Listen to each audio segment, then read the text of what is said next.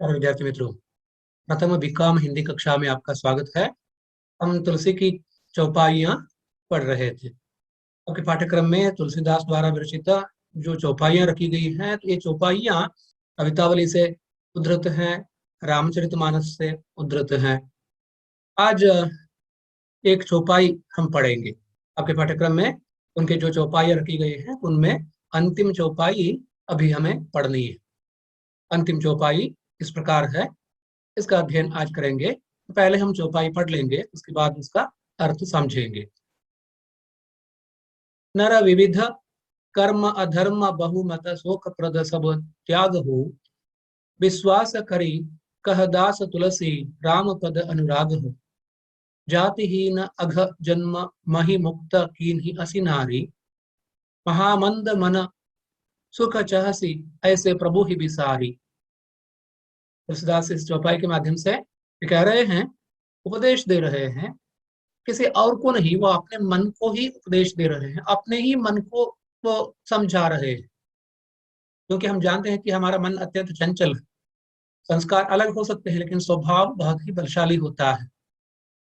और इसलिए संस्कृत में एक उक्ति है, संस्कारात प्रबला वृत्ति ही। वृत्ति का मतलब है हमारा मन, हमारा स्वभाव। स्वभाव, अपना भाव जो जन्म से हमारे साथ आया है, वो बहुत बहुत बलशाली होता है। संस्कार बाद में हम पाते हैं। शिक्षा, शिक्षा ही संस्कार है। शिक्षा तो हम पाते हैं घर में, माँ से, पिता से, भाई से, बहन से, पड़ोस में जो रहते हैं उनसे, अपने परिवेश से, अपनी जाति से, अपने धर्म से, अपने समाज से हम शिक्षा प्राप्त करते हैं। तो शिक्षा निरंतर होती है और शिक्षा द्वारा हमें संस्कार मिलता है, हम मनुष्य कहलाते हैं। तभी जब तक हमें तो इस तरह के संस्कार प्राप्त नहीं होते, तब तक हम जानवर ही रहते हैं, पशु ही रहते हैं। तो मनुष्य समाज में रहते हुए हम मानवीय संस्कार प्राप्त करते हैं। फिर भी हमारे अंदर जो जानवर है, एनिमल इंस्टिंक्ट जिसे कहते हैं, तो क्योंकि हम भी तो जानवर हैं, बाकी सभी जानवर जिस तरह से खाते हैं, पीते हैं और जीते हैं, एक दिन मर जाते हैं, उसी तरह हम भी तो करते हैं, हम भी तो जानवर हैं। एनिमल इंस्टिंक्ट अथवा वह प्राणियों की सहज प्रवृत्ति हम में भी पाई जाती है। ये अत्यंत बलशाली होती है। संस्कारात प्रबला वृत्ति, अर्थात हमारा भाव अथवा स्वभाव संस्कार से भी प्रबल होता है और उसको जीतना बहुत मुश्किल है। उसे जीतने के लिए अपने संस्कारों को बलशाली बनाना आवश्यक होता है। तुलसीदास इस चौपाई के माध्यम से हमें उपदेश दे रहे हैं, अथवा अपने आप को वो समझा रहे हैं, अपने मन को समझा रहे हैं। क्योंकि तुलसीदास ने रामचरितमानस की शुरुआत में, आरंभ में, अपने इस रामायण के उद्देश्य के संबंध में कहते हैं कि मैंने नाना पुराण निगम आगम आदि से ये कथानक चुना है और ये जो कुछ मैंने रचा है, इसके पीछे स्वांत सुख है, अर्थात अपना सुख है। केवल अपने सुख के लिए मैंने ये रचना की है। अगर लोगों को इसमें कुछ अच्छाई मिले, लोगों को ये मेरी रचना अच्छी लगे, तो वो इसे पढ़े और तब भी तो मुझे सुख होगा। तो मैंने स्वंत सुख अथवा वैयक्तिक सुख के उद्देश्य से तो ये रचना की है। अगर पढ़ने वाले लोगों को मेरी ये रचना खुशी दे, आनंद दे, तब तो मेरा जन्म सार्थक हो गया। बड़ी विनय पूर्वक भाषा में तुलसीदास अपनी रचनाशीलता, रचनाधर्मिता के संबंध में कहते हैं, ಯಾರು ಕಿವಿ ಮುಚ್ಚಿದರೂ ನನಗಿಲ್ಲ ಚಿಂತೆ, ಹಾಗಾಗಿ ನನ್ನ ರಚನೆಯನ್ನು ಯಾರು ಹೊಗಳಿದ್ರೂ ಚಿಂತೆ ಇಲ್ಲ, ತೆಗಳಿದ್ರೂ ಚಿಂತೆ ಇಲ್ಲ. ನಾನು ನನ್ನ ಒಂದು ಆತ್ಮದ ಸಂತೋಷಕ್ಕಾಗಿ ಇದನ್ನು ರಚಿಸಿದ್ದೇನೆ. ಆದ್ರೆ ಲೋಕಕ್ಕೆ ಇದರಿಂದ ಏನಾದ್ರೂ ಒಳ್ಳೇದಾದ್ರೆ, ಲೋಕಕ್ಕೆ ಇದರಿಂದ ಏನಾದ್ರೂ ಒಂದು ಸಂದೇಶ ಸಿಕ್ಕಿದ್ರೆ, ಇದೊಂದು ಆದರ್ಶ ಅಂತ ಜನರು ಭಾವಿಸಿದ್ರೆ, ಅದು ಕವಿಯಾಗಿ ನನ್ನ ಸಾರ್ಥಕತೆ. अपने संबंध में, अपने कवि कर्म के संबंध में तुलसीदास रामचरितमानस की शुरुआत में ही ये बात कह देते हैं। स्वांत सुखाय तुलसी रघुनाथ गाथा, भाषा निबंध मति मंजुल मातनूति। तो मंजुल भाषा की सहायता से मैंने ये जो रामचरित रचा है, और ये स्वांत सुखाय अर्थात अपने सुख के उद्देश्य से मैंने ये रचना की है। अगर इसे पढ़ने वाले इससे खुश हो जाए तो मैं इसका स्वागत करता हूँ। तो ये एक कवि की अथवा साहित्यकार की विनयशीलता है। ये विनयशीलता तुलसीदास में सबसे ज्यादा पाई जाती है। वह अत्यंत विनयशील है। विनय पत्रिका नामक उनकी एक अलग रचना ही हम देखते हैं। यहाँ जो अंतिम चौपाई आपके पाठ्यक्रम में रखी गई है, तो यह भी तो रामचरितमानस से उद्धृत है. ಮೇಲ್ಗಡೆ ಕೆಲವೊಂದಷ್ಟು ಕವಿತಾವಲಿಯಿಂದ ಆರಿಸಿಕೊಂಡಂತಹ ಚೌಪಾಯಿಗಳಾದ್ರೆ ಕೊನೆಯಲ್ಲಿರುವಂತಹದ್ದು ಏನಿದೆ ಇದು ರಾಮಚರಿತ ಮಾನಸದಿಂದ ಆರಿಸಿಕೊಂಡಂತಹ ಒಂದು ಚೌಪಾಯಿ. और इस चौपाई में तुलसीदास यही कहते हैं कि अपने आप को समझाते हैं और उनको इस तरह कहते वक्त हमें लगता है कि वो दूसरों को भी तो ये बात सुना रहे हैं. ಹಾಗಾಗಿ ಅವ್ರು ಹೇಳಿದಂತೆ ಈ ಮಾತು ಕೇವಲ ಅವರಿಗಷ್ಟೇ ಅಲ್ಲ, ಆತ್ಮಸುಖ ಅಥವಾ ಸ್ವಾಂತ ಸುಖ ಸ್ವಂತ ಸುಖಕ್ಕೋಸ್ಕರ ಅಷ್ಟೇ ಅಲ್ಲ, ಆತ್ಮ ಪರಿಷ್ಕಾರ ಅಥವಾ ಆತ್ಮ ಸಂಸ್ಕಾರಕ್ಕೋಸ್ಕರ ಅಷ್ಟೇ ಅಲ್ಲ, ಅದು ಜನಗಳಿಗೂ ಕೂಡ ಒಂದು ಸಂಸ್ಕಾರ ಕೊಡುವಂತಹ ಒಂದು ಲಕ್ಷಣವನ್ನ ಗುಣವನ್ನು ಹೊಂದಿದೆ ಅಂತ ಹೇಳಿ ಸ್ಪಷ್ಟವಾಗ್ತದೆ. और इसलिए तुलसीदास को लोकनायक कहा जाता है. अर्थात लोकनायक वह होता है जो लोगों को प्रभावित करता है, जो लोगों को प्रभावित करे वह लोकनायक होता है. तुलसीदास ने तो लगभग 3-4 सदियों तक, शतमानों तक का पूरे उत्तर भारत को प्रभावित किया. घर घर में रामचरितमानस का पठन पाठन करते थे लोग, इसका पारायण करते थे, उसे पूज्य मानते थे और से याद रखते थे, कंठस्थ कर लेते थे. अनपढ़ भी तो रामचरितमानस के दोहों को चौपाइयों को कंठस्थ कर लेते थे. ಅಂತ ಒಂದು ಮಹಾಪ್ರಭಾವ ತುಳಸಿದಾಸರದ್ದು. ಅಕ್ಷರ ಗೊತ್ತಿಲ್ಲದಂತಹ ಸಾಮಾನ್ಯ ವ್ಯಕ್ತಿಯು ಕೂಡ ಅವರ ರಾಮಚರಿತ ಮಾನಸವನ್ನು ಬಾಯಿಪಾಠ ಮಾಡಿಕೊಂಡಿರ್ತಾ ಇದ್ದ. ಸುಮಾರಾಗಿ 4 ಶತಮಾನಗಳ ಕಾಲ ತುಳಸಿದಾಸರ ಪ್ರಭಾವವನ್ನು ನಾವು ಉತ್ತರ ಭಾರತದ ಜನರ ಮನೆಯಲ್ಲಿ ಮನಸ್ಸಿನಲ್ಲಿ ನೋಡ್ತೇವೆ. घर घर में रामायण का पाठ हुआ करता था, घर घर में रामचरितमानस के दोहे अथवा चौपाइयों का उद्धरण दिया जाता था. ये सत्य है. आज कुछ समय बदल गया है तो आधुनिकता का प्रभाव सबसे ज्यादा हो गया है, इसलिए तो ये प्राचीन काव्य है, भाषा भी प्राचीन है. लेकिन लगभग 3 दशक पहले तुलसीदास को सब जानते थे. तुलसीदास इस चौपाई में आत्म संस्कार, आत्म परिष्कार के संबंध में कह रहे हैं और उनका ये कहना, उनका ये उपदेश सबके लिए उपयोगी है, सबके लिए लागू हो जाता है. इस चौपाई में वे कहते हैं, नर विविध धर्म कर्म अधर्म बहुमतल शोक प्रद सब त्याग हो. हे नर, हे मनुष्य, तुम जीवित रहने के लिए तरह तरह के काम करते हो. विविध कर्म, और कर्म अधर्म हो जाता है. अर्थात कर्म क्या करना चाहिए क्या नहीं करना चाहिए इसका विवेक तुम्हारे अंदर होना चाहिए था, लेकिन अपना विवेक का त्याग कर तुम कर्म करते हो और वह कर्म अधर्म में परिणत हो जाता है. विविध कर्म तुम करते हो, तरह तरह के काम तुम करते हो और ये अधर्म हो जाता है. अधर्म क्या है? हम दूसरों को दुख पहुंचाते हैं तो वह अधर्म है, दूसरों को सुख पहुंचाते हैं तो वह धर्म है. महाभारत में व्यास महर्षि ने आधे श्लोक में धर्म की व्याख्या की. धर्म के संबंध में उन्होंने समझाया, परोपकाराय पुण्याय पापाय परपीडनम. अर्थात परोपकार ही पुण्य है और परपीडन, दूसरों को पीड़ा पहुंचाना, दूसरों को सताना पाप है. पाप और पुण्य का उल्लेख उन्होंने किया, तो उसकी व्याख्या की. उसके साथ साथ धर्म पुण्य के साथ जुड़ा है. ಹಾಗಾಗಿ ಧರ್ಮ ಯಾವುದರ ಜೊತೆಗೆ ಸೇರ್ಕೊಂಡಿದೆ ಅಂತ ಹೇಳಿದ್ರೆ ಅದು ಪುಣ್ಯದ ಜೊತೆಗೆ ಸೇರ್ಕೊಂಡಿದೆ. ಪುಣ್ಯ ಏನು? ಇನ್ನೊಬ್ಬರಿಗೆ ನೋವುಂಟು ಮಾಡದೇ ಇರುವಂತಹದ್ದು, ಇನ್ನೊಬ್ಬರನ್ನ ಹಿಂಸಿಸದೇ ಇರುವಂತಹದ್ದು. ಇನ್ನೊಬ್ಬರು ಅಂತ ಹೇಳಿದ್ರೆ ಮನುಷ್ಯರನ್ನ ಮಾತ್ರವ, ಎಲ್ಲ ಜೀವಿಗಳನ್ನು, ಸರ್ವ भूतांतरात्मा परमात्मा वही. और जिस जीव को आप पीड़ा देंगे और वह परमात्मा को आप पीड़ा दे रहे हैं. ಅಂದ್ರೆ ನೀವು ಒಂದು ಜೀವಿಗೆ ನೋವುಂಟು ಮಾಡ್ತೀರಾ ಅಂತ ಹೇಳಿದ್ರೆ ಅದು ದೇವರಿಗೆ ನೋವುಂಟು ಮಾಡಿದ ಹಾಗೆ. ಪ್ರತಿಯೊಂದು ಜೀವಿಯ ಒಳಗೆ ಹೊರಗೆ ಇರುವಂತಹ ಪರಮಾತ್ಮನನ್ನ ನಾವು निंदिस्ता इದ್ದೇವೆ, ಅವನನ್ನ ತಿರಸ್ಕರಿಸ್ತಾ ಇದ್ದೇವೆ ಅಂತ ಅರ್ಥ.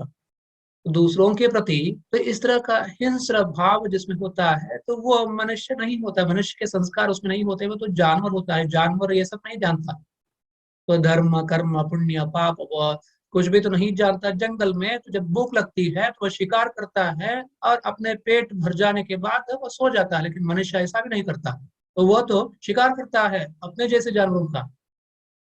ಕಾಡಿನಲ್ಲಿ ಹುಲಿ ಸಿಂಹಗಳು ತಮ್ಮದೇ ಜಾತಿಯ ಹುಲಿ ಸಿಂಹಗಳನ್ನ ಬೇಟೆಯಾಡುವುದಿಲ್ಲ. ಮತ್ತೆ ಅವು ಬೇಟೆ ಆಡಿದ್ರು ಹಸಿವಿಗಾಗಿ ಆ ಕ್ಷಣದಲ್ಲಿ ಹೊಟ್ಟೆ ತುಂಬಿದ ತಕ್ಷಣ ಮತ್ತೆ ಎದುರುಗಡೆಯೇ ಒಂದು ಸಣ್ಣ ಪ್ರಾಣಿ ಬರ್ತಾ ಇದ್ರೆ ಅದನ್ನು ನೋಡದೇ ಇಲ್ಲ, ಸುಮ್ಮನೆ ಮಲಗಿರ್ತದೆ. जानवरों में तो अपनी भूख मिटाने तक ही तो शिकार की वो भावना रहती है, लेकिन मनुष्य शिकार करता ही रहता है निरंतर, और वो भी अपनी ही जाति के मनुष्यों का वो शिकार करता है. बाकी सभी जानवरों का वो शिकार करता है अपने स्वार्थ के लिए, अपनी कभी ना मिटने वाली भूख मिटाने के लिए. ये भूख कभी नहीं मिटती, तो ये दुराशा है. ಹಾಗಾಗಿ ಮನುಷ್ಯನ ಒಂದು ದುರಾಸೆ ಅಥವಾ ಸ್ವಾರ್ಥ ಅವನನ್ನ ಪ್ರಾಣಿಗಳಿಗಿಂತನೂ ತುಂಬಾ ಕೆಟ್ಟವನನ್ನಾಗಿಸಿಬಿಟ್ಟಿದೆ. मनुष्य जानवरों से भी बदतर है। और जानवर के जन्म से हमें मुक्ति मिलती है जब मनुष्य के संस्कार हमें मिल जाए। मनुष्य के संस्कार हमें प्राप्त करने हैं अपने कर्मों से, और कर्म क्या अच्छा है क्या बुरा है ये शिक्षा हमें बताती है। शिक्षा द्वारा हमें जो संस्कार मिलते हैं और इन संस्कारों के परिणाम स्वरूप हम ये समझ जाते हैं कि क्या करना चाहिए क्या नहीं करना चाहिए। उचित कर्म योग्य कर्म क्या है, अनुचित कर्म अथवा अयोग्य कर्म क्या है, इसकी ಶಿಕ್ಷಾ हमें मिलती है। ಶಿಕ್ಷಣದಿಂದ ಎಜುಕೇಶನ್ ನಿಂದ ನಮಗೆ ಈ ರೀತಿಯ ಒಂದು ತಿಳುವಳಿಕೆ ಬರ್ತದೆ, ಕರ್ಮವನ್ನು ಹೇಗೆ ಮಾಡಬೇಕು, ಯಾವುದನ್ನ ಮಾಡಬೇಕು, ಯಾವಾಗ ಮಾಡಬೇಕು, ಎಷ್ಟು ಮಾಡಬೇಕು ಅಂತ ಹೇಳಿ। ಅದು ಉಚಿತವಾದ ಕರ್ಮ, ಯೋಗ್ಯವಾದ ಕರ್ಮ। ಹಾಗೆ ಮಾಡದೇ ಇದ್ರೆ ಅಥವಾ ಉಚಿತವಾದ ಕರ್ಮವನ್ನು ಮಾಡದೇ ಇದ್ರೆ ಅವಾಗ ಅದು ಅಧರ್ಮವಾಗ್ತದೆ। तो मनुष्य से यहाँ तुलसीदास कह रहे हैं कि हे मनुष्य, तुम तो विविध कर्म करते हो अपने स्वार्थ के लिए, और तब वो अधर्म बन जाता है। बहुमत शोक प्रद। और इसके साथ साथ मनुष्य के इस समाज में कितने सारे मत हैं। लोगों के वैषम्य का कारण है भिन्न मत। भिन्न मत, यहाँ मत का मतलब है भिन्न विचार। विचार, सभ्यता, संस्कृति, व्यवहार, आचरण, ये सभी तो अलग अलग मत, ಬೇರೆ ಬೇರೆ ಮತಗಳು। ಜಗತ್ತಿನಲ್ಲಿ ಇರುವಂತದ್ದು ಒಂದೇ ಧರ್ಮ, ಆದರೆ ಮತಗಳು ನೂರಾರಿವೆ। ಧರ್ಮ ನಿಜವಾಗಿ ಒಂದೇ, ಅದು ಮನುಷ್ಯನ ಅಂತರಂಗದ ಒಳಗೆ ಇರುವಂತಹ ಯಾವ ಒಂದು ಸತ್ವ ಇದೆ ಆ ಸತ್ವವನ್ನ ಅಭಿವ್ಯಕ್ತಿಸುವಂತಹ ಒಂದು ಸಾಮರ್ಥ್ಯ, ಶಕ್ತಿ, ಅದನ್ನು ಕೊಡುವಂತಹದ್ದು ಧರ್ಮ। ಹಾಗಾಗಿ ಧರ್ಮ ಒಂದೇ ಈ ಜಗತ್ತಿನಲ್ಲಿ, ಮತಗಳು ನೂರಾರು। ಹೀಗೆ ಬೇರೆ ಬೇರೆ ಮತಗಳಿವೆ। ಈ ಮತ ಅನ್ನುವಂಥದ್ದು ಧರ್ಮಕ್ಕಿಂತ ಕೆಳ ಹಂತದ್ದು, दूसरे दर्जे का है। धर्म सर्वोपरि है और मत उसके नीचे है, निचले स्तर का है। और ये मत एक नहीं है, क्योंकि जितने सारे लोग हैं तो उनके अपने अपने मत होते हैं। ಹಾಗಾಗಿ ಮತ ಅನ್ನುವಂತಹದ್ದನ್ನ ನಾವು ಬೇಕಿದ್ರೆ ಇಂಗ್ಲಿಷ್ ನ ರಿಲಿಜನ್ ಶಬ್ದಕ್ಕೆ ಪರ್ಯಾಯವಾಗಿ ತಗೊಳ್ಬಹುದು। ಆಗ ಇಂಗ್ಲಿಷ್ ನಲ್ಲಿ ಯಾವ ಶಬ್ದ ರಿಲಿಜನ್ ಅಂತ ಇದೆ, ಅದು ಅದಕ್ಕೆ ಸಂವಾದಿಯಾದ ಶಬ್ದ, ಭಾರತೀಯ ಶಬ್ದ ಅಂತ ಹೇಳಿದ್ರೆ ಅದು ಮತ। ಮತಗಳು ಬೇಕಾದಷ್ಟಿವೆ, ಧರ್ಮ ಮಾತ್ರ ಒಂದೇ। ಧರ್ಮ ಅನ್ನೋ ಶಬ್ದಕ್ಕೆ ಇಂಗ್ಲಿಷ್ ನಲ್ಲಿ ಪರ್ಯಾಯ ಶಬ್ದ ಇಲ್ಲ। तो यहाँ मनुष्य जब अलग अलग अलग तरह के कर्म करता है और इन कर्मों के पीछे उसके बहुमत होते हैं, उसके अपने विचार होते हैं, उसका अपना स्वार्थ होता है। बहुमत, बहुत सारे मत हैं, और इन बहुत सारे मतों के कारण मतांतर, बहुत सारे मतों के कारण भिन्नता, तो भिन्न विचार पैदा हो जाते हैं। और जहाँ भिन्न विचार होते हैं वहां संघर्ष होता है। ಬೇರೆ ಬೇರೆ ರೀತಿಯ ಚಿಂತನೆಗಳು, ವಿಚಾರಗಳು ಬಂದಾಗ ಅದಕ್ಕೆ ಕಾರಣ ಈ ಭಿನ್ನ ಭಿನ್ನವಾದಂತಹ ಮತಗಳು। ಈ ಬೇರೆ ಬೇರೆ मतಗಳಿಂದಾಗಿ ಭಿನ್ನ ಭಿನ್ನವಾದಂತಹ ವಿಚಾರಗಳು ಬರ್ತವೆ। ಆ ಭಿನ್ನ ವಿಚಾರಗಳನ್ನ ಜನಗಳು ಒಪ್ಪಿಕೊಳ್ಳದೇ ಇದ್ದಾಗ ಅವ್ರ ನಡುವೆ ಸಂಘರ್ಷ ಉಂಟಾಗ್ತದೆ। लोगों के बीच में तो अपनी इस विचार भेद के कारण, वैचारिकता में भेद के कारण, अंतर आने के कारण इनमें संघर्ष पैदा हो जाता है और इससे शोक प्राप्त होता है। तो ये बहुमत अथवा भिन्न मत जो है तो ये ಶೋಕಪ್ರದ है। ಹಾಗಾಗಿ ಅಯೋಗ್ಯವಾದಂತಹ ಕರ್ಮಗಳು, ಅಧರ್ಮದಿಂದ ಕೂಡಿದಂತಹ ಕರ್ಮಗಳು, ಬಹುಮತ ಅಥವಾ ಬಹುಮತದಿಂದ ಉಂಟಾಗುವಂತಹ ಭಿನ್ನತೆಯ ವಿಚಾರಗಳು, ಇವುಗಳೆಲ್ಲ ಶೋಕಪ್ರದ।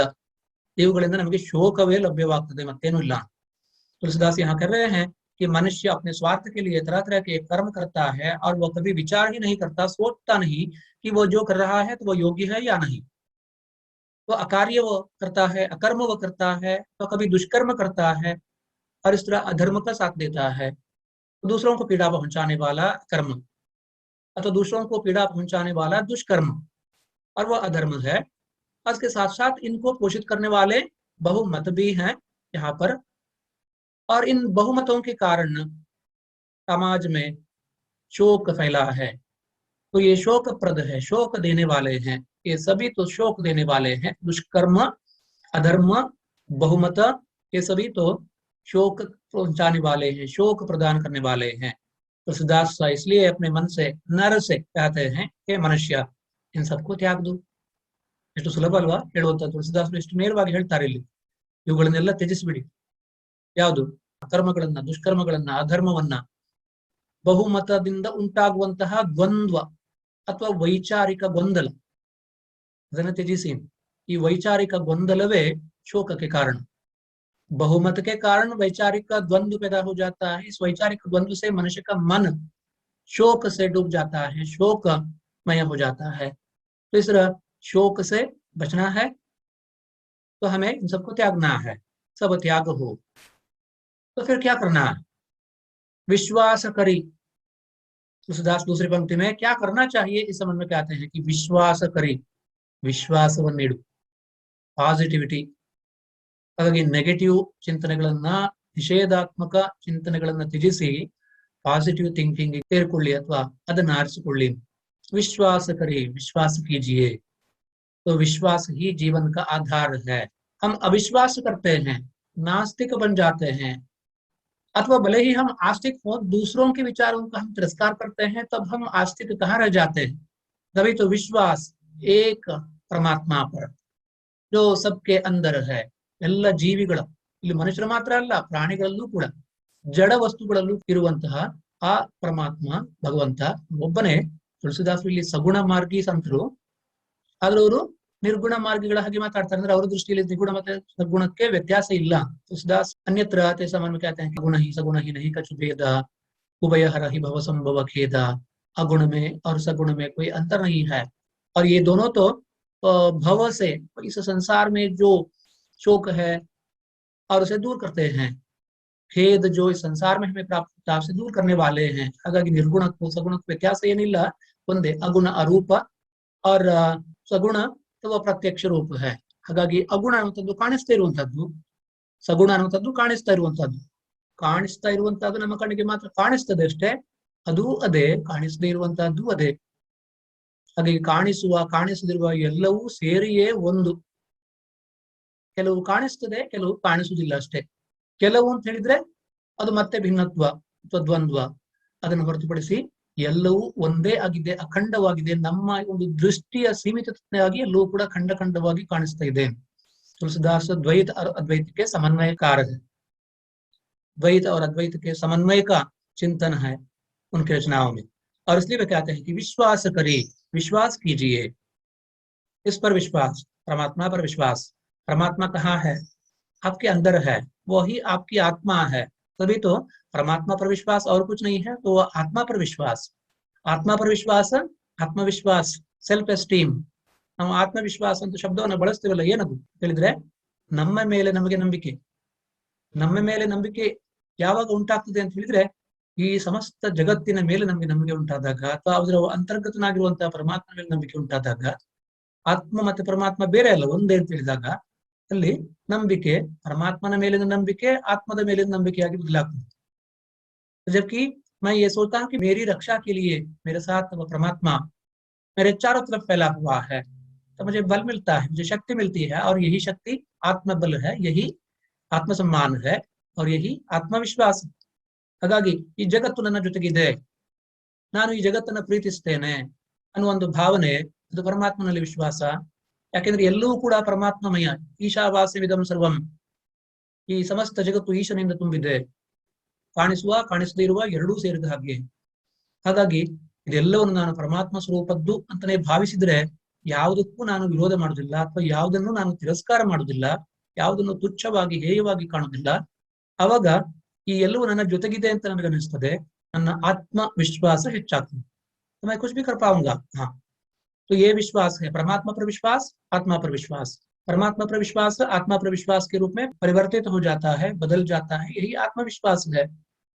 विश्वास करे कह दास तुलसी। तुलसीदास कह रहे हैं यहाँ पर, हे मनुष्य, तुम जो तरह तरह के कर्म करते हो विवेकहीन होकर, और तब वो अधर्म में परिणत हो जाता है, बहुमत के द्वंद्व में तुम शोकग्रस्त हो जाते हो, और इसलिए ये सब त्याग दो, तो एक परमात्मा पर विश्वास करो, और वो है राम। यहाँ तुलसीदास राम पर विश्वास करते हैं, तो उनके लिए परमात्मा का नाम है राम। ಹಾಗಾಗಿ ಯಾರು ಯಾವುದೇ ಹೆಸರಿಂದ ಬೇಕಾದ್ರೂ ಕರೀಲಿ, ಕಬೀರದಾಸರು ಕೂಡ ಅದನ್ನು ಹೇಳಿದ್ದಾರೆ। अल्लाह राम, तो अल्लाह शब्द का भी उपयोग करते हैं, राम शब्द का भी उपयोग करते हैं, कभी रहीम शब्द का उपयोग करते हैं, कभी गोविंद शब्द का उपयोग करते हैं कबीरदास। तुलसीदास यहाँ राम शब्द का जो उल्लेख कर रहे हैं, राम पर उनके मन में भक्ति है, तो वो एक राम को मानते हैं।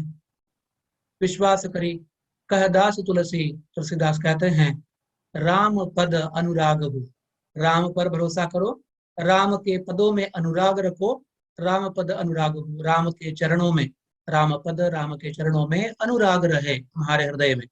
ನಿನ್ನ ಹೃದಯದಲ್ಲಿ ರಾಮನ ಚರಣಗಳಲ್ಲಿ ಅನುರಾಗವಿರಲಿ, ಪ್ರೀತಿ ಇರಲಿ, ಭಕ್ತಿ ಇರಲಿ. ನಾವು ಭಕ್ತಿ ಅಂತ ಹೇಳಿದ್ರೆ ಬೇರೆ ಅಂತ ಅಂದ್ಕೊಳ್ತೇವೆ. ಭಕ್ತಿ ಬೇರೆ ಏನೋ ಅಲ್ಲ, ಅದು ಪ್ರೀತಿಯೇ. ಪ್ರೀತಿಯನ್ನೇ ಭಕ್ತಿ ಅಂತ ಕರೆಯುವಂತಹದ್ದು. ಆದ್ರೆ ಪ್ರೀತಿಯ ಜೊತೆಗೆ ಗೌರವವು ಸೇರಿಕೊಂಡಿದೆ, ಅಷ್ಟೇ ವ್ಯತ್ಯಾಸ. ಪ್ರೀತಿ ಮತ್ತೆ ಗೌರವ ಒಟ್ಟಿಗೆ ಸೇರಿದ್ರೆ ಅದು ಭಕ್ತಿ ಆಯ್ತು. ಮನೆಯಲ್ಲಿ ಮಕ್ಕಳ ಬಗ್ಗೆ ನಮಗೆ ಪ್ರೀತಿ ಇರ್ತದೆ, ಕುಟುಂಬದವರ ಜೊತೆಗೆ ಪ್ರೀತಿ ಇರ್ತದೆ.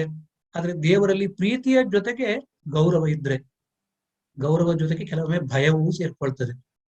ಹಾಗಾಗಿ ಭಯ, ಗೌರವ, ಪ್ರೀತಿ ಮೂರು ಒಟ್ಟಿಗೆ ಸೇರಿದ್ರೆ ಅದು ಭಕ್ತಿ ಅಂತ ಅನಿಸ್ಕೊಳ್ತದೆ. ಆದ್ರೆ ಇದರಲ್ಲಿ ಕೆಲವು ಭಯವನ್ನ ಉಪನಿಷತ್ಕಾರರು ಖಂಡಿಸ್ತಾರೆ. ಭಯ ಬೇಕಾಗಿಲ್ಲ ನಮ್ಗೆ, ಪ್ರೀತಿ ಮತ್ತೆ ಶ್ರದ್ಧೆ ಎರಡೇ ಸಾಕು. तो वही तो भक्ति है, श्रद्धा संयुक्त प्रेम ही भक्ति है। आचार्य रामचंद्र शुक्ला भक्ति की व्याख्या में यही कहते हैं कि श्रद्धा और प्रेम का संयुक्त स्वरूप ही भक्ति है। तो राम के चरणों में अनुराग का मतलब है प्रेम रहे, ಭಕ್ತಿ ರಹೆ. ಹಾಗಾಗಿ ರಾಮನ ಚರಣಗಳಲ್ಲಿ ಪ್ರೀತಿ ಇರಲಿ, ಭಕ್ತಿ ಇರಲಿ, ಅನುರಾಗವಿರಲಿ, ಮತ್ತೆ ನಂಬಿಕೆ ಇರಲಿ. तुलसीदास कहते हैं कि कह दास तुलसी, तुलसीदास कहते हैं विश्वास करी, विश्वास कीजिए किस पर? राम के चरणों में, आपके हृदय में अनुराग भरे रहे, प्रेम भरे रहे, भक्ति रहे. तो तुलसीदास पहली पंक्ति में यहाँ मनुष्य के विविध कर्मों के संबंध में कहते हैं. तो स्वार्थ के उद्देश्य से मनुष्य तरह तरह के कर्म करता है और कभी अपने स्वार्थ की बढ़ोतरी के कारण उसमें दुष्कर्म हो जाते हैं और ये अधर्म कहलाता है. और ऐसे बहुत सारे विचार भी संसार में हैं, मतांतर हैं, और उनके कारण भी तो हृदय द्वंद्वग्रस्त हो जाता है और इस द्वंद्व के परिणाम स्वरूप हमें शोक मिलता है. और इससे बचने के लिए हमें इन सबको त्यागना है. ಈ ಎಲ್ಲ ಗೊಂದಲಗಳೆಲ್ಲ ಬೇಡ, ಎಲ್ಲ ಬಿಸಾಡಿ, ಅಗತ್ಯವೇ ಇಲ್ಲ ಅದು ಯಾವುದು.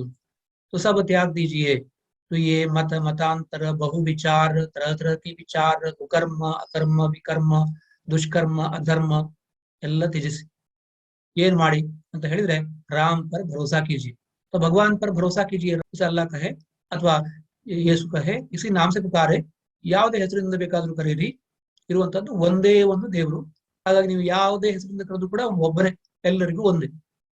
ಪ್ರಾಣಿಗಳಿಗೂ ಅವನು ಒಬ್ಬನೇ, ಮನುಷ್ಯರಿಗೂ ಒಬ್ಬನೇ. ಹಾಗಾಗಿ ಎಷ್ಟೇ ಜಾತಿ ಮತ ವ್ಯತ್ಯಾಸಗಳು ಏನೇ ಇರ್ಲಿ, ಇರುವುದು ದೇವರೊಬ್ಬನೇ. ನಾವು ಬೇರೆ ಬೇರೆ ಹೆಸರಿಂದ ಕರಿತೇವೆ, ಯಾಕಂದ್ರೆ ನಾವು ಮಾತಾಡ್ತೇವೆ, ನಮ್ಗೆ ಭಾಷೆ ಇದೆ. ಭಾಷೆ ಇಲ್ಲದಂತಹ ಪ್ರಾಣಿಗಳು ಏನು ಹೇಳುದಿಲ್ಲ. ಭಾಷೆ ಇರುವ ನಾವು ಬೇರೆ ಬೇರೆ ಭಾಷೆಗಳಲ್ಲಿ ದೇವರಿಗೆ ಬೇರೆ ಬೇರೆ ಹೆಸರುಗಳನ್ನು ಕೊಡ್ತೇವೆ.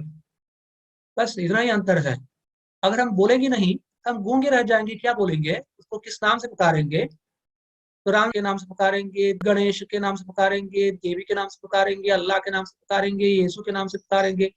लेकिन वो तो एक ही है, तो उसे अनेक नामों से हम जानते हैं, उसे पुकारते हैं.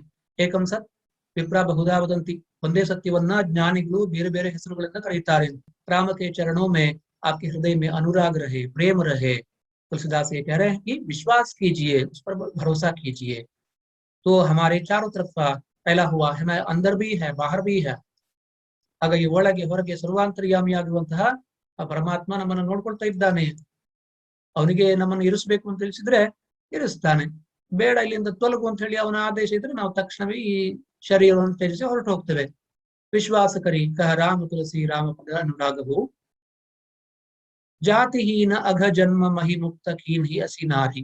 उस 10वीं पंक्ति में यहाँ कह रहे हैं कि अर्थात वह जो स्त्री नीच जाति की थी, शबर जाति की थी, व्याध जाति की थी, जातिहीन थी. और व्याध जाति पाप कर्म करती है, जानवरों का शिकार करना तो उनका काम है, और दूसरों को मारना तो ये अघ है, पाप है. ಬೇರೆ ಜೀವಿಗಳನ್ನ ಕೊಲ್ಲುವಂತಹದ್ದು ಅದು ಪಾಪ ಕರ್ಮವಾಗ್ತದೆ, ಅಘ. ಹಾಗಾಗಿ ಜನ್ಮದಿಂದಲೇ ವ್ಯಾಧ ಜಾತಿಯಲ್ಲಿ ಹುಟ್ಟಿದಂತಹ ಶಬರಿ ಪಾಪ ಅನ್ನುವಂತಹದ್ದು ಆ ಜಾತಿಯ ಒಂದು ಸಹಜ ಗುಣವಾಗಿಯೇ ಇದೆ ಇಲ್ಲಿ. ಯಾಕಂದ್ರೆ ಅದೇ ಕೆಲಸವನ್ನು ಮಾಡಿ ಅವರು ಬದುಕಬೇಕಷ್ಟೇ. अघ जन्म, तभी तो ये पापमय जन्म है. तो जहाँ दूसरों का शिकार करके, दूसरों को मार कर, दूसरे जीवों को मार कर जीना, ಬೇರೆ ಪ್ರಾಣಿಗಳನ್ನ ಕೊಂದು ಬದುಕುವಂತಹದ್ದು. ಹಾಗಾಗಿ ಅದೊಂದು ಪಾಪ ಜನ್ಮ ಅಂತ ಅರ್ಥ. जातिहीन, और उनको जाति से बाहर रखा गया है, तो इसलिए जातिहीन है. अघ जन्म, पापमय जन्म. अघ का अर्थ है पापमय, पापमय जन्म. और ऐसी शबरी को राम ने मुक्ति दिलाई. मुक्त कीन्ही ऐसी नारी, ऐसी नारी को अथवा ऐसी पापमय जन्म में पैदा हुई जातिहीन शबरी जैसी स्त्री को भी राम ने मुक्ति दी, उसे मोक्ष दिया। ಹಾಗಾಗಿ ಶಬರಿಗೂ ಕೂಡ ಮೋಕ್ಷವನ್ನು ಕೊಟ್ಟ. ಇಲ್ಲಿ ಪುರಾಣಗಳಲ್ಲಿ ಬರುವಂತಹ ಕಥೆಯನ್ನು ಗಮನಿಸಿಕೊಳ್ಳ ಪಿಂಗಳ ಅಂತ ಹೇಳಿ ಒಬ್ಬ ವೇಶ್ಯೆ, ಆದ್ರೆ ತನ್ನ ಕೊನೆ ಕಾಲದಲ್ಲಿ ಅವಳು ಪರಮಾತ್ಮನಿಗೆ ಶರಣಾಗ್ತಾಳೆ. ಹಾಗೆ ಅವಳಿಗೆ ಮೋಕ್ಷ ದೊರಕುತ್ತದೆ. ಪರಮಾತ್ಮ ಯಾರನ್ನೂ ಅವರು ಹೀನರು ಕೆಳಜಾತಿಯವರು ಅಂತ ಹೇಳಿ ತಿರಸ್ಕಾರ ಮಾಡುದಿಲ್ಲ. ಯಾರಲ್ಲಿ ಭಕ್ತಿ ಇದೆಯೋ ಅವರನ್ನು ಉದ್ಧರಿಸ್ತಾನೆ. ಅವರು ಯಾವ ಜಾತಿಯವರು ಬೇಕಾದ್ರೂ ಆಗಿರಲಿ. तो जिनमें भक्ति है तो वह कोई भी हो तो उनका उद्धार हो जाता है। परमात्मा के प्रति जिसके मन में विश्वास है और अपने आप को परमात्मा के चरणों में समर्पित कर दे और उसका उद्धार परमात्मा करेंगे। तो शबर जाति में पैदा हुई, पापमय जाति में पैदा हुई जातिहीन शबरी का उद्धार किया प्रभु श्री राम ने, उसे मुक्ति दी।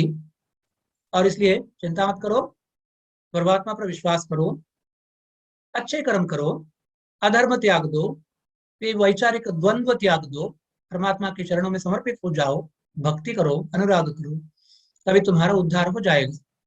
महामंद मन सुख चहसी ऐसे प्रभु ही विसारी।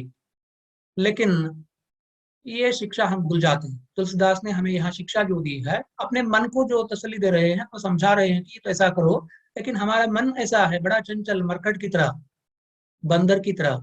आದ್ರೆ ನಮ್ಮ ಮನಸ್ಸು ಮರ್ಕಟದ ಹಾಗೆ, ಮಂಗದ ಹಾಗೆ ಸದಾ ಕಾಲ ಚಂಚಲವಾಗಿ ಇರ್ತದೆ. ಹಾಗೆ ಮಂದಮತಿ मनस्गे मूर्खते ಅನ್ನುವಂಥದ್ದು ಬಹಳ ಅಪ್ಯಾಯಮಾನ। तो हमारा मन बड़ा मूर्ख रहता है, तो वो इन बौद्धिकता अथवा तो इन विचारों पर सोचता नहीं, वह तो केवल सुख चाहता है। ನಿಜವಾಗಿ ನಮ್ಮ ಮನಸ್ಸು ಬಯಸುವಂತದ್ದು ಏನು? ಸುಖವನ್ನ ಮಾತ್ರ. ಸುಖ ಹೇಗೆ ಸಿಗ್ತದೆ, ಎಲ್ಲಿ ಸಿಗ್ತದೆ ಅನ್ನೋದ್ರ ಬಗ್ಗೆ ಮಾತ್ರ ಚಿಂತಿಸ್ತದೆ. ಮಾಡಬೇಕಾದ ಕರ್ಮಗಳು ಅಥವಾ ಕಾರ್ಯಗಳು ಒಳ್ಳೆಯದು ಕೆಟ್ಟದ್ದು, ಯೋಗ್ಯವೋ ಅಯೋಗ್ಯವೋ, ಉಚಿತವೋ ಅನುಚಿತವೋ ಇದರ ಬಗ್ಗೆ ಮನಸ್ಸು ಯೋಚನೆ ಮಾಡುದಿಲ್ಲ. ಮನಸ್ಸಿಗೆ ಸುಖ ಬೇಕು, ಅದು ಹೇಗಾದ್ರೂ ಇರ್ಲಿ, ಕೆಟ್ಟ ಕಾರ್ಯ ಮಾಡಿ ಆದ್ರೂ ಸುಖ ಪಡಿಬೇಕು, अधर्म ಮಾಡಿ ಆದ್ರೂ ಸುಖವಾಗಿರ್ಬೇಕು। तो मन तो केवल सुख चाहता है, तो मन बड़ा चंचल होता है। जहां भी सुख है तो सुख की तरफ उन्मुख रहता है। सुख चाहसी, तुम तो सुख चाहते हो, वो मेरे महामंदमती मन, जहां उसमें मति मंद है। ಹಾಗಾಗಿ ಮನಸ್ಸಿಗೆ ದಾರಿ ತೋರಿಸುವಂತಹದ್ದು ಬುದ್ಧಿ, ಆ ಬುದ್ಧಿ ಮಂದವಾಗಿದೆ। ಬುದ್ಧಿ ಮಂದವಾದಾಗ ಅದು ಮತಿ ಮಂದತೆ ಅಥವಾ ಮಂದಮತಿ, ಬುದ್ಧಿಹೀನ ಅಂತ ಕರಿತೀವಲ್ಲ। ಬುದ್ಧಿ ಇಲ್ಲದೆ ಇದ್ದಾಗ ಮನಸ್ಸು ತನ್ನ ಇಚ್ಛದ ಹಾಗೆ ನಡ್ಕೊಳ್ತದೆ, ತನ್ನ ಇಷ್ಟದ ಹಾಗೆ ನಡ್ಕೊಳ್ತದೆ। ಹಾಗಾಗಿ ಬುದ್ಧಿಯನ್ನ ನಾವು ಪ್ರಚೋದಿಸಿದ್ರೆ ಅದು ಮನಸ್ಸನ್ನ ನಿಯಂತ್ರಿಸ್ತದೆ। ಮನಸ್ಸಸ್ತು ಪರಾ ಬುದ್ಧಿ, ಭಗವದ್ಗೀತಾ में ಕೃಷ್ಣ का ಕಥನ है। ಹಾಗಾಗಿ ಮನಸ್ಸಿಗಿಂತ ಮೇಲ್ಮಟ್ಟದ್ದು ಬುದ್ಧಿ ಅಂತ ಹೇಳಿ, ಬುದ್ಧಿಯಿಂದಲೇ ಸಂಸ್ಕಾರ, ಶಿಕ್ಷಣ ಸಂಸ್ಕಾರಗಳೆಲ್ಲ ಬುದ್ಧಿಯಿಂದ ದೊರಕಿಸಿಕೊಳ್ಳುವಂತದ್ದು, ಮನಸ್ಸಿನಿಂದಲ್ಲ। ಮನಸ್ಸು ತುಂಬಾ ಚಂಚಲ। तो तभी तो जहां मंदमति है, मति मंद है, और तब मन को नियंत्रित करने वाला कौन है? तो मन तो केवल सुख चाहता है। महामंद मन सुख चाहसी ऐसे प्रभु ही विसारी, ऐसे प्रभु श्री राम को विसार कर, भुला कर, विसारना भुलाना, विसारना ಅಂತ ಹೇಳಿದ್ರೆ ಮರೆತು ಬಿಡುವಂತದ್ದು, भुलाना। ऐसे प्रभु को जो शबरी जैसी जातिहीन पाप कर करने वाली जाति में जो पैदा हुई थी, पाप कर्म करने वाली जाति में जो पैदा हुई थी, फिर भी तो उसकी भक्ति से संप्रीत होकर उसका उद्धार किया प्रभु श्री राम ने, उसे मोक्ष दिया। ऐसे परम करुणाशाली करुणामय श्री राम को, प्रभु श्री राम को भुलाकर तुम लौकिक सुख सुविधाओं के पीछे भटकते रहते हो। ನಮ್ಮ ಮನಸ್ಸು ಸದಾ ಕಾಲ ಸುಖದ ಚಿಂತೆಯಲ್ಲಿ ಮುಳುಗಿರ್ತದೆ, ಸುಖ ಪ್ರಾಪ್ತಿ ಉಂಟಾಗಬಹುದಾದಂತಹ ಕರ್ಮಗಳನ್ನೇ ಯೋಚಿಸ್ತದೆ। ಆ ಕರ್ಮಗಳು ಒಳ್ಳೆಯದಿರ್ತವೋ ಕೆಟ್ಟದಾಗಿರ್ತವೋ ಅದರ ಬಗ್ಗೆ ಚಿಂತೆ ಇರುವುದಿಲ್ಲ ಮನಸ್ಸಿಗೆ, ಮನಸ್ಸು ಕೇವಲ ಸುಖವನ್ನು ಬಯಸ್ತದೆ। लेकिन बुद्धि अगर इस मन को, मन की चंचलता को नियंत्रित करती है, जहां सच्चिंतन होता है, अच्छे विचार होते हैं और तब अच्छे कर्म बनते हैं, धर्म होता है, तो वैचारिक द्वंद्व नहीं रहता, जहां परमात्मा के प्रति एक विश्वास पैदा हो जाता है और परमात्मा के प्रति अनुराग पैदा हो जाता है, तब तो प्रभु की कृपा हम पर पड़ती है जरूर। तो ऐसे प्रभु को भुलाकर हम लौकिकता के पीछे भागते हैं, तो ये तो हमारी मूर्खता है, और इस मूर्खता के पीछे हमारा चंचल मन ही है। और जिस चंचल मन में सदा सुख की अपेक्षा रहती है, ಹಾಗಾಗಿ ನಿರಂತರವಾಗಿ ಸುಖದ ಅಪೇಕ್ಷೆಯಲ್ಲಿರುವಂತಹ ಮನಸ್ಸಿಗೆ ಬುದ್ಧಿಯ ಮಾತುಗಳು ಕೇಳಿಸ್ಕೊಳ್ಳೋದಿಲ್ಲ. ವಿವೇಕದ ಮಾತುಗಳು, ಇಲ್ಲಿ ಬುದ್ಧಿ ಅಂತ ಹೇಳಿದ್ರೆ ವಿವೇಕ, ವಿವೇಕದ ಮಾತುಗಳು ಅರ್ಥವೇ ಆಗುದಿಲ್ಲ ಅಥವಾ ಅರ್ಥ ಮಾಡ್ಕೊಳ್ಳಿಕ್ಕೆ ಅದು ಇಷ್ಟಪಡೋದಿಲ್ಲ. ದುಷ್ಕರ್ಮಗಳನ್ನ ಮಾಡಿ ಅಧರ್ಮದ ಮಾರ್ಗವನ್ನು ಅನುಸರಿಸಿ ವೈಚಾರಿಕ ಗೊಂದಲಕ್ಕೊಳಗಾಗಿ ಶೋಕವನ್ನು ಅನುಭವಿಸುತ್ತದೆ.